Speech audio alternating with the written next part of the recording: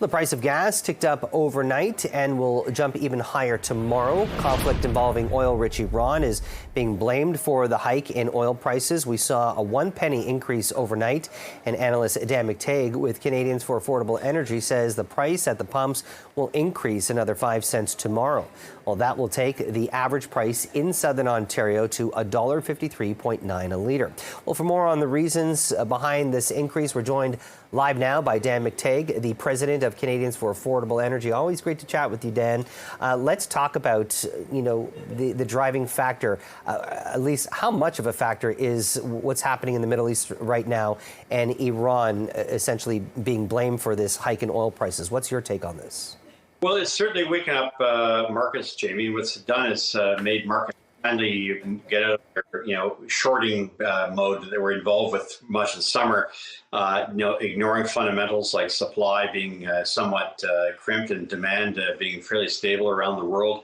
One would have expected oil prices to remain in the $70 range and gasoline to be about 10 cents a litre more than what it was, say, last weekend, when the highest price we were paying here in the GTA and across much of southern Ontario was no more than $1.45 a litre. That's 20 cents a litre less than what we were paying this time last year. So this really is a result of a very serious situation in the Middle East, in which the response by Israel will determine which way prices go.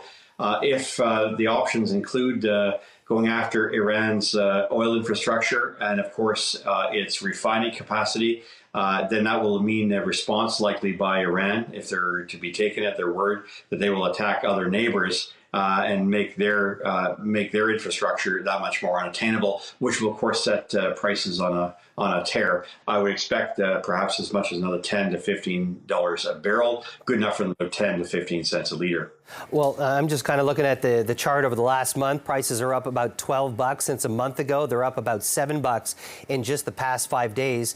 I know you just kind of talked about some of the trend of where things are heading, but if we see things worsening in the Middle East, I mean, could we see those prices go back up above $80? What are we looking at here? Easily $80 because they're at 74 already, and they were at 67 this time last week. So yes, for WTI, I would expect $81, $82 a barrel would certainly be in the offing, and it could go even higher than that.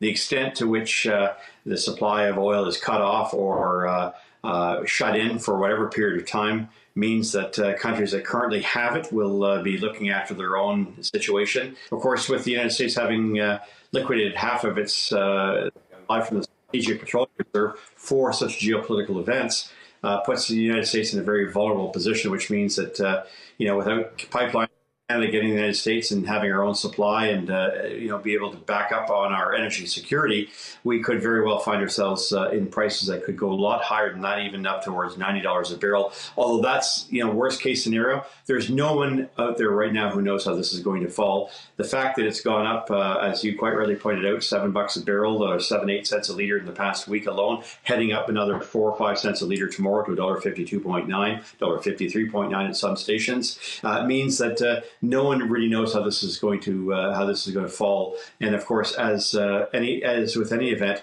it depends on the response by both Israel and the counter response by Iran, which I think are, for at this point, inevitable from a geopolitical standpoint. And that's why markets are very, very nervous. Dan McTeague, president of Canadians for Affordable Energy. Always great to chat. Have yourself a great weekend.